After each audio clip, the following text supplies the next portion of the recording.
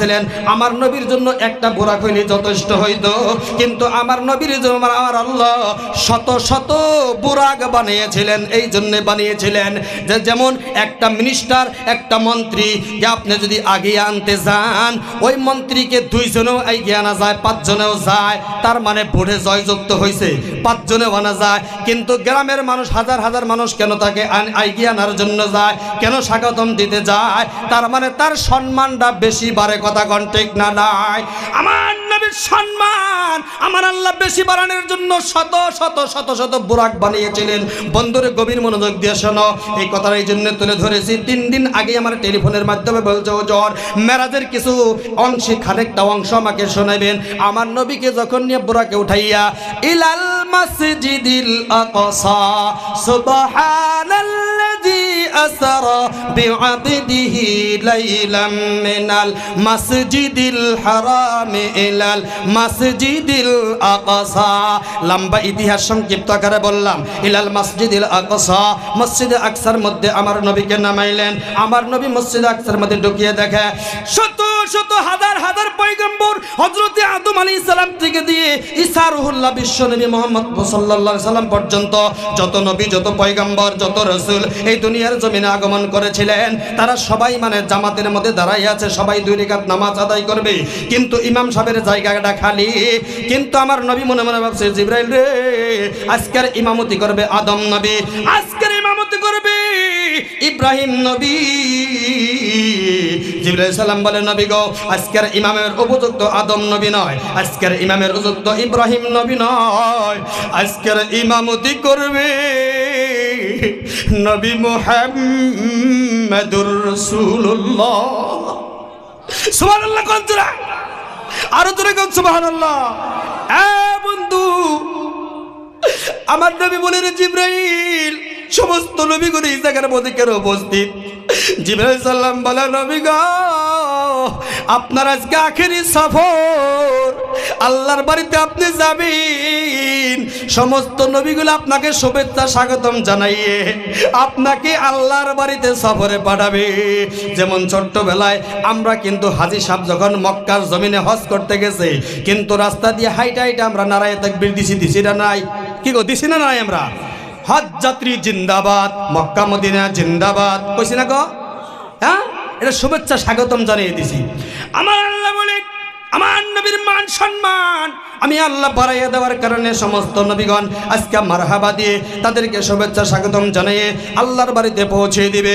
আমার নবী 2 রাকাত নামাজ পড়ার পর সমস্ত নবীরা আমার নবীকে শুভেচ্ছা স্বাগতম জানাইয়ে এবার পাঠিয়ে দিলেন। যাইতে যাইতে যেতে লম্বা ইতিহাস, প্রথম আসমান পেয়ে গেলেন। প্রথম আসমানের দরজা মানে এলান দিতেছে, আসমানের দরজাটা খুলে গেলে দেখতেছে আদম আলাইহিস সালাম বসা। আমার নবী বলেন জিবরাইল কেবলমাত্র মসজিদ আকসার ভিতরে আদম আলাইহিস সালামকে দেখলাম, এই জায়গার মধ্যে কেন বসা? এই জায়গার মধ্যে কেন বসা? জোরে কান সুবহানাল্লাহ। আদম আলাইহিস সালাম ওখান থেকে স্বাগতম দিয়ে দ্বিতীয় আসমানে পাঠাইলেন। এইভাবে 7 আসমান পর্যন্ত যখন গেলেন, যাওয়ার পরে দেখতেছে হযরতে ইব্রাহিম আলাইহিস সালাতু ওয়াস সালাম বসা। জোরে কান সুবহানাল্লাহ। ইব্রাহিম আলাইহিস সালাতু ওয়াস সালাম বসা। আমার নবী বলে কেবলমাত্র ইব্রাহিম আলাইহিস সালাতু ওয়াস সালামকে দেখলাম ইলাল মাসজিদুল আকসার ভিতরে। এখন কেন এই জায়গার মধ্যে আসলেন?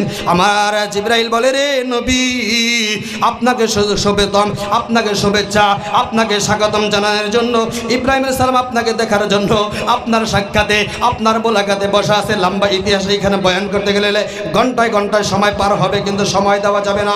আমার নবীকে বুরাকের মধ্যে উঠে জিবরাইল যাইতে যাইতে যাইতে সিদরাতুল মুনতাহা, সিদরাতুল মুনতাহা যখন পেয়ে গেলেন, সিদরাতুল মুনতাহার মধ্যে একটা বড়ই গাছ আছে।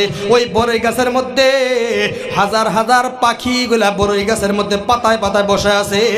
স্বর্ণের কালার, সোনালী কালার দিয়ে সমস্ত পাখিগুলা বানানো হয়েছে। জিবরাইল সালাম বলে রে জিবরাইল, ওই বড়ই গাছের পাতার ভিতরে সোনালী রঙের সমস্ত পাখিগুলা কেন সোনালী রঙের পাখি দেখা যায়? তখন বলে ও নবী আমার, আপনাকে দেখার জন্য, আপনাকে স্বাগতম জানানোর জন্য পাখিরা সবাই মানে ফেরেশতারা সবাই ওইগুলো তো পাখি নয়, পাখি নয়, ওগুলো আমার আল্লাহ তাআলা ফেরেশতা বানাইয়া ওই বড়র পাতার মধ্যে পাখির রূপে পাঠাইছে। তারা সবাই মানে স্বাগতম দিছে, মারহাবা ইয়া রাসূলুল্লাহ, জোরে গান সুবহানাল্লাহ। বন্ধুগণ আমার, বুরাকার যাইতে পারলে না, লম্বা ইতিহাস। ওখান থেকে আমার নবীকে জিবরাইল আলাইহিস সালাতু ওয়াস সালাম পাঠাইয়া দিল আল্লাহর কুদরতে। ওখান থেকে চলে গেলেন। লম্বা ইতিহাস, সংক্ষিপ্ত আকারে কথাটা তুলে ধরেছি সময় অভাবের বন্ধু। এবার আমার আল্লাহ তাআলার যখন আরশে আজিম, যখন আমার আল্লাহ তাআলার আরশের দরজার সামনে যখন আমার আল্লাহর নবী গেলেন, জুতা মোবারক পিন্দা ছিল, জুতা মোবারকগুলা যখন খুলবে আরশ মালা থরথর করে কেঁপে উঠেছে। আমার আল্লাহ ডাক দিয়ে বলে, রে নবী, আপনি জুতা মোবারকগুলা খুলবেন না, জুতা সহ আপনি আরশের ভিতরে এসে যান। আমি আল্লাহর গোপন, আমি আল্লাহর বৈঠক হয়ে যাই আপনার সাথে। বন্ধু গো, তুমি তো আমার বন্ধু। নবী মুহাম্মদুর রাসূলুল্লাহ সাল্লাল্লাহু আলাইহি ওয়াসাল্লাম বলে, ও আল্লাহ, মুসা আলাইহিস সালামকে আপনি ধমক দিয়েছিলেন, আজকে আমি জুতা এই জন্যই খুলতেছি, আপনি আবার আমাকে ধমক দেন নাকি?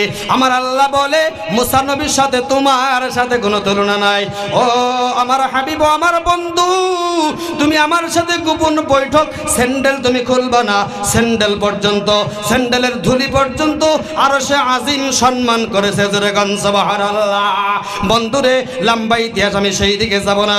মেরাজে যে আমার নবী যখন আসবে, আসার পর আমরা যখন কোনো জায়গায় বিদেশে যাই, সফরে যাই, বিদেশের মাটিতে যাই, হয়তো আমরা নতুন নতুন কাপড় কিনে আনি না গো, আনি না নাই? যখন আমরা বাজারে যাই, বাজারে যাওয়ার পরে নতুন নতুন বস্তু আমরা কিনে আনি, সদাই আনি, তখন আমার নবী বলেন, আমার উম্মতের জন্য আমি কি নেব? আমার আল্লাহ বলে, বন্ধুগণ, তোমার উম্মতের জন্য কি দিব? কয়, আমার উম্মতের জন্য জান্নাতের চাবি দিতে হবে। আমার আল্লাহ বলেন, জান্নাতের চাবি। আমার আল্লাহ বলেন, জান্নাতের চাবি তুমি নবীকে দেওয়া হলো তোমার উম্মতের জন্য। আমার আল্লাহ বলেন, বন্ধু গো, তোমার উম্মতের জন্য আমি 50 ওয়াক্ত নামাজ দিয়া দিলাম। জোরে গান সুবহানাল্লাহ। এ বন্ধু, যদি কাপড় চোপড় বেশি হয়, খুশি না বেজার গো? মাল মেডেল যদি বিদেশ থেকে আব্বাই নিয়ে আসে, দাদাই যদি নিয়ে আসে, বড় ভাই যদি নিয়ে আসে, আমরা খুশি না বেজার? খুশি হব না নাই? কিন্তু আমার নবী বড় খুশি হইয়া আনন্দ হয়ে আসতেছে। আসার পর এবার দেখতেছি ইব্রাহিম আলাইহিস সালামের সঙ্গে মানে ষষ্ঠ আসমানে দেখা হয়ে গেল। ইব্রাহিম মানে হযরত মুসা আলাইহিস সালামের সাথে দেখা হয়ে গেল। মুসা আলাইহিস সালাম বলে, এ আল্লাহর পয়গম্বর, এ মুহাম্মদুর রাসূলুল্লাহ সাল্লাল্লাহু আলাইহি সাল্লাম, কোথায় যাও? কয়, আল্লাহর থেকে আমি আয়েশা পড়ছি, এখন চলে যাইতেছি। কয়, কি নিয়ে আসলা? কয়, আমার উম্মতের জন্য 50 ওয়াক্ত নামাজ নিয়ে আসলাম। মুসা আলাইহিস সালাম বলেন, নবী গো, আপনার উম্মতেরা 50 ওয়াক্ত নামাজ পড়তে পারবে না, যাও 5 ওয়াক্ত কমে নিয়ে আসো। চলে গেলেন, 5 ওয়াক্ত কমে নিয়ে আসলেন। আবার মুসা নবীর সঙ্গে সাক্ষাৎ, আবার বলে, হে নবী মুহাম্মদ, 5 ওয়াক্ত আরো কমে আনো। এমনি করে করে করে 9 পাশে 45 ওয়াক্ত।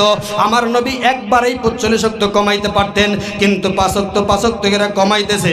আমার আল্লাহ বলে, ও নবী মুহাম্মদ, আমি একবারেই 45 ওয়াক্ত কমাইতে পারতাম, কিন্তু 9 বার তুমি আমার সঙ্গে আসলা, আমার সঙ্গে দেখা করলা।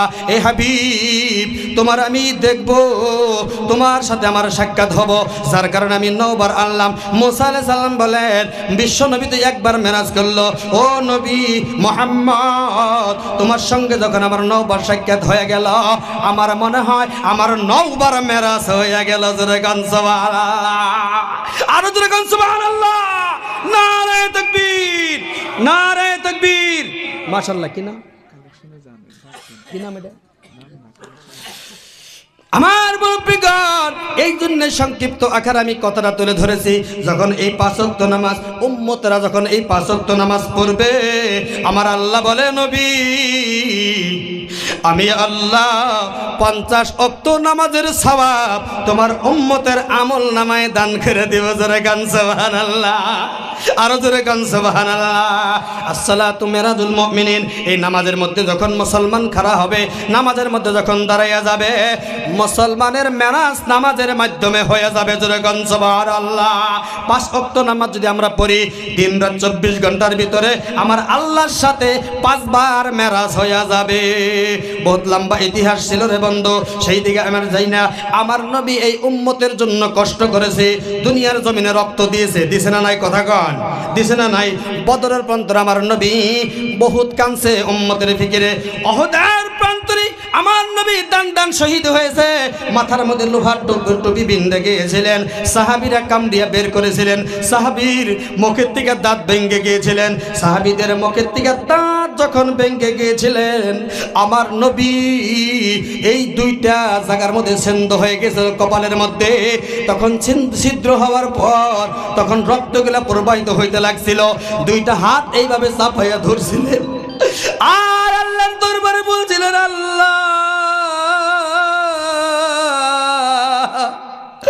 জোরে কোন আল্লাহ, আরো জোরে কোন আল্লাহ। আল্লাহ আমার উম্মতের জন্য আমি নবীর সমস্ত রক্তগুলো যদি শরীরের দিকে বাহির হয়, আমি নবী দিতে রাজি আছি। জোরে কান সুবহানাল্লাহ। বন্ধুরে, আমার নবী মুহাম্মদুর রাসূলুল্লাহ সাল্লাল্লাহু আলাইহি ওয়াসাল্লামের মাথার মধ্যে ব্যান্ডেজ করা হয়েছিল। আমার নবী বলে, আজকে উহুদের প্রান্তরে 70 জন সাহাবী কবরস্থ হয়েছে, কবরস্থ হয়েছে। এই সাহাবীর লাশগুলো এক জায়গার মধ্যে লাইন করো, এক জায়গার মধ্যে লাইন করো। সাহাবীরা সমস্ত লাইন করলেন, মানে ওই শহীদানের